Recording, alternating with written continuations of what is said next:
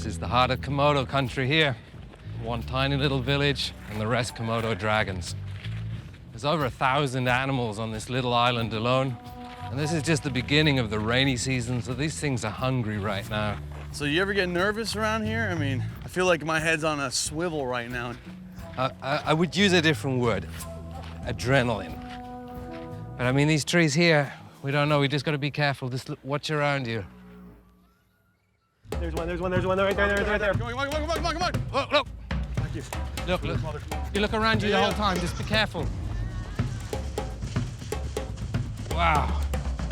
He's totally just got him by the neck there. Yeah. Just be careful because there could be more coming out. I mean, usually in this situation, more animals are gonna pick up the scent and they're gonna come out.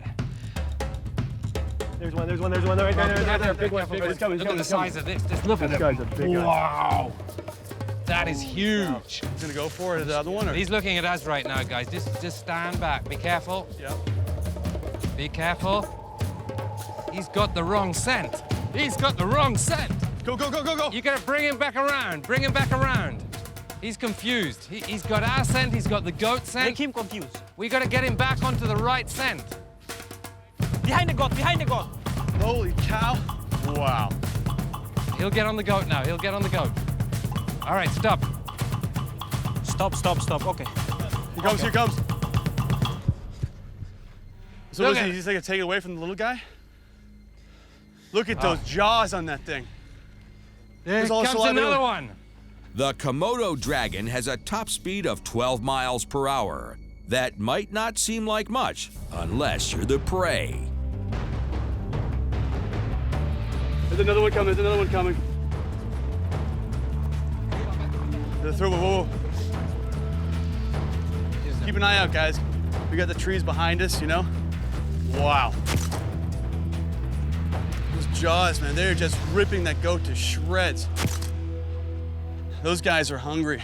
They are very, very hungry. This male here, I mean, he's huge. Look at that nasty, it's like purple saliva on his side. Look, he's just trying to take the whole thing away from you. Yeah, he wants the whole thing by himself. He doesn't want to share anything So with these anybody. guys, they have like cannibal tendencies? I mean, Oh, yes. I mean, that small guy's got to look out. Survival of the fittest. watch out. It's going down in the water. He's just taking it all in. Will they go after Keep the on little one? looking behind you because you never know. I mean, you saw how quickly these other two came. There's one right there. Behind you. Now, that's a Is he gonna female. be- It's a female? Yeah. Do you think they're all part of the same family, or does it really doesn't matter? Do they It share? doesn't matter, no. No? They're not going to share. Even if they are family, they're not going to share. You can just hear those bones. Cracking, You hear all those huh? bones breaking and cracking. They're opportunist feeders, and when they get the opportunity, they take it. The appetite of these guys is just unbelievable.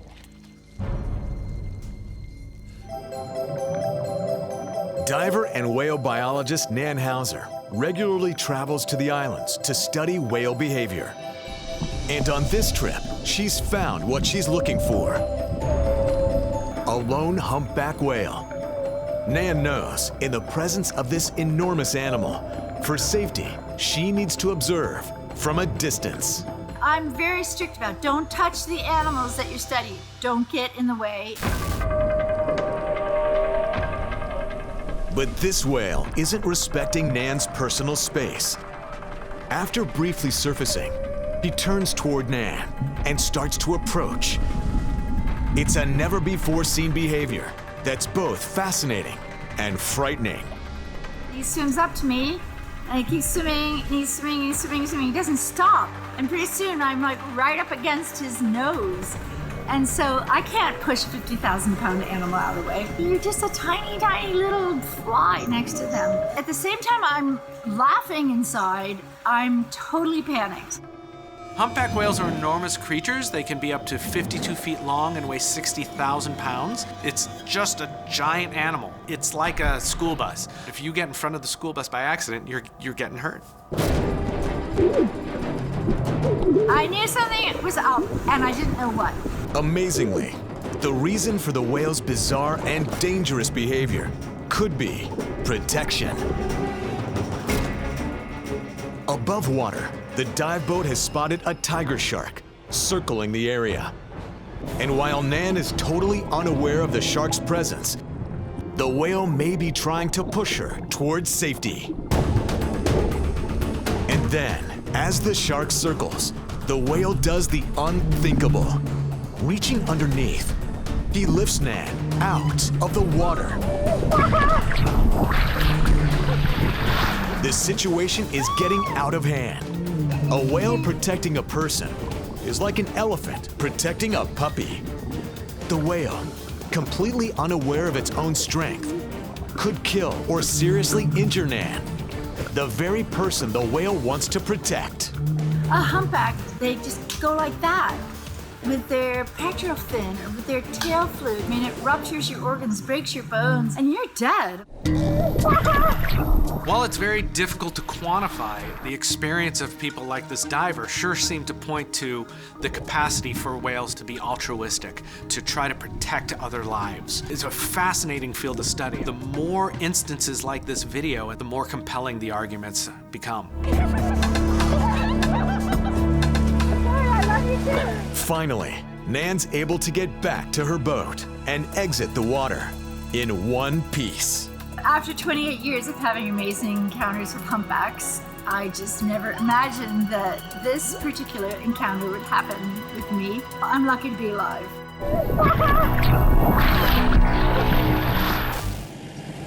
I like this kind of filmmaking because it is never boring. In wildlife, you're completely dependent on the situation. You can't direct an animal. You can't say, "Dear Mr. Lion, would you please step aside?" because it's a nicer backdrop there. You have to invest time and effort to find them on the right moment. Today, Anton is tracking a female cheetah he's been following for the last few weeks.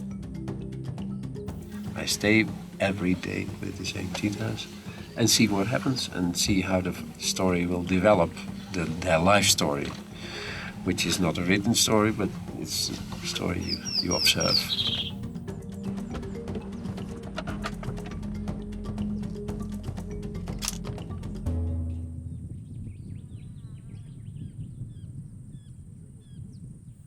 We are hunters with the camera and not with guns.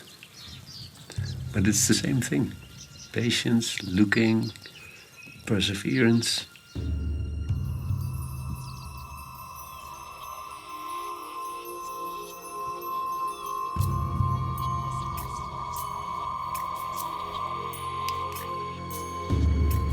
Oh yeah, she's interested.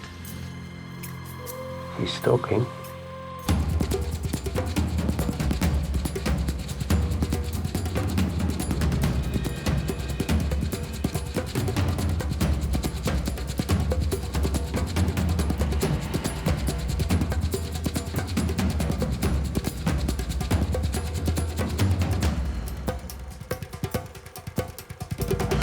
She gave up. You could see that she's an experienced hunter because the Thompson male was very, very quick. So she said, let's keep my energy for more successful hunts.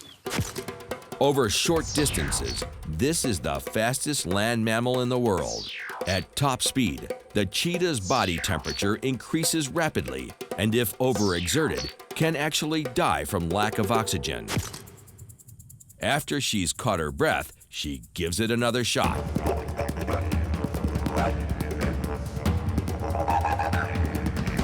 Come on. Come on, Cheetah. This will be cold. Oh my god, come on. You're so close. You're so close. Do it. Do it. Fantastic.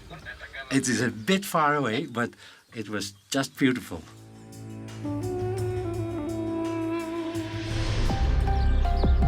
When it comes to intruders that regularly creep through your home, very little inspires more fear than spiders. Arachnophobes beware. What you're about to see could keep you up at night for years. This is the whip spider. Whip spiders have big jaws in the front of their face that they use as raptorial claws, and they're covered in spines and look quite fearsome. But the largest ones, which are found in central Mexico, have a leg span of up to 2 feet. And if you think this vision of horror is too much to handle, watch as the terrifying creature transforms. What appears to be an alien morphing into something even more fearsome is a process called molting. At the end, the giant insect will be even bigger. But even though it seems sinister, now, as it slips carefully out of its hardened exoskeleton, this menacing creature is actually in grave danger.